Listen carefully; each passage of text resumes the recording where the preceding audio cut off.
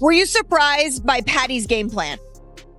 I didn't understand his game plan even. He wanted to box with Gaethje, but he couldn't wrestle him. He couldn't box him. He just a little bit young and he has a better chin. But he's a trash can. Just curious, what did you think about Paddy's chin? Because a lot of people say Justin Gaethje is the hardest hitter they've ever faced. Yeah, but Paddy got knocked out like 15, 20 times. Yeah, Justin was like 3-4 years ago, he was different. Now it's like he's getting old and last a couple fights he got. I just felt like I did enough. I just felt like I did enough to get the job done. Paddy is getting the beat out of him right now. It looks like, Jesus, this might not end well.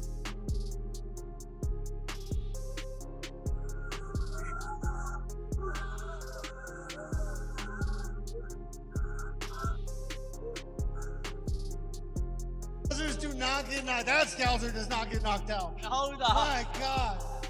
It was almost like he understood the assignment. We're on Paramount. There's a new network. They're going to be new fans. We need to introduce them to what the UFC is. I think after watching that, everybody that was tuned in are going to be lifelong fans of the UFC. Because on the special nights, there is not a sport in the world that can compare to the UFC. And tonight we have one of those special nights. Paddy's heart. Oh, bro. The grit of this kid. I don't care that he lost the fight. He comes back and murders like most guys. Yeah. Like anyone that doesn't have the grit. Like obviously everyone, like myself and everybody else, is worried about how much a fight like this takes out of you. But he's super young. Yeah. Like, you know what I mean? I think he's young enough to bounce back from a fight like this and to turn it into a superpower moving forward. Because not many people survive Gaethje the way he does, the way he did, or like have moments of greatness late in the fight after taking the hits that he took. Now that the fight between Paddy Pimblett and Justin Gaethje is officially in the books, fans immediately began arguing about how the reality compared to the predictions because some experts swore Paddy's chaos and pressure would overwhelm everything, while others trusted Justin's patience and striking discipline. That clash of expectations made the aftermath feel even louder than the fight itself. In the UFC, you were saying stuff like, well, his entrance is good and it's all well and good to get the fans, but he needs to be able to fight. Obviously, we've seen him have great wins before, but to show the durability he had in that fight tonight, do you feel like even though he lost, he will be considered one of the best in that division moving forward? No doubt about it. I mean, he was the favorite tonight. I think that's what fucked him. Every other one, he's the underdog and everybody thinks he's going to lose. Tonight, he's the favorite. I don't think that his game plan was the greatest. Obviously, tonight he showed he is tough, he is durable, and almost impossible. I mean, especially against Gaethje. And you're eating those punches from him. You know, it's one thing to say, listen, I'm going to come out. I believe in, say, you know what? It's the third round. I got 2 rounds left. I might want to try to take him down in some minutes. The cage door ever closed, Tim Welch framed the entire matchup around Justin Gaethje's ability to damage opponents early, explaining that the calf kicks were not just strikes, but long-term investments that changed how opponents stood, moved, and reacted, slowly setting the table for Justin's hands to become more dangerous as the fight wore on. Congrats to Justin Gaethje. What an unbelievable performance. Paddy the Baddy, oh my God, he impressed the hell out of me. Incredible. He'll learn from that, but I tell you what, he's got what you can't teach. Heart, grit, determination, all that shit. Yeah, he can make tweaks. You can put the chin down, you can lift the hands up. What he showed tonight is that he is legit. The man is real, and that's for damn sure. He's at the hospital right now. He'll be fine. They're just checking him out. Gotta say though, well done, Justin Gaethje. He was the... Tim Welch also warned that the most dangerous moments for Paddy Pimblett often came during his own offense because every time Paddy flurried forward with confidence and aggression, his chin followed him into exchanges. And Tim believed one perfectly timed counter from Justin Gaethje during those moments could end the fight instantly. Grappling. He's very, very good at grappling. And I felt that he deviated from the game plan, meaning that if I was in his corner, you're going to move one hands up here. I like the traditional look where you can move, you can elbow, you throw your right hand, right, left, high kick, push kick. You're just way more, this is standard. This is like the best option.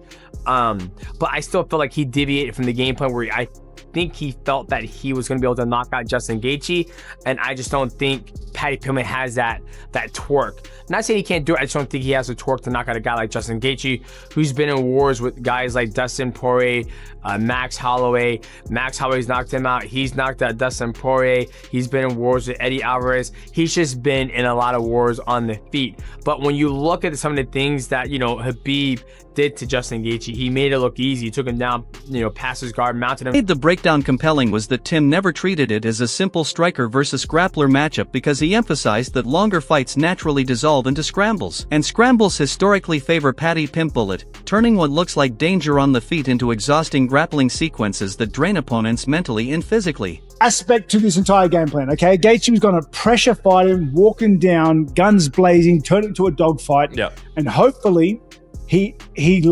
outlasts Paddy, okay? This whole game plan is banking on the fact that he knows he can take more, he can deal more, and he can capitalize on it later in the fight.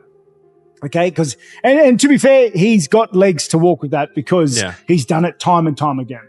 And round 3, we saw him be like, "Okay, I'm gonna take this round off. I'm gonna back up a little bit. Yeah, dude, I'm gonna stay at mid range. I'm not gonna walk you down and just let you come back a little bit. Try to build some energy." and everyone was worried. Like honestly, I saw like a glint of disinterest from Gaethje. Yeah. You know what I mean? Like I don't know, it was weird. But then round 4 just puts his foot back on the pedal, maybe knowing he's got 2 rounds left. Bar fight Gaethje. It was Gaethje of old. This is why Tim Welch ultimately described the fight as a razor-thin margin where one clean shot could flip everything, yet still lean slightly toward Paddy Pimblett overall, believing that across enough chaotic scenarios Paddy simply found his path to victory more often, even if none of those. I think youth might be served here, but I would go with the over on this because I think the over-under is like 2.5 rounds. How many? 2.5 rounds over minus 115. All right, listen. Again, we have a pretty good record here, but, I mess up once in a while.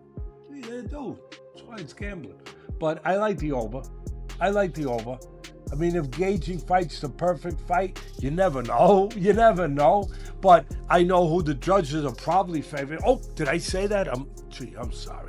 There shouldn't be anything about that. It should just be about what goes on in the cage or in the ring. But I can't help myself but think about things that I see.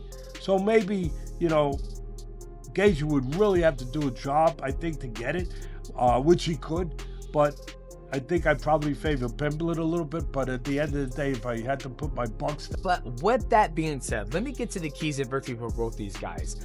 When you look at Paddy Pimblett, keys of victory for Paddy Pimblett has got to be dynamic. We're starting to see Paddy Pimblett become more comfortable inside the octagon. So the key victory number 1 for Paddy Pimblett is be dynamic, meaning that if Justin Gaethje puts you against the cage, don't be scared to do a flying triangle.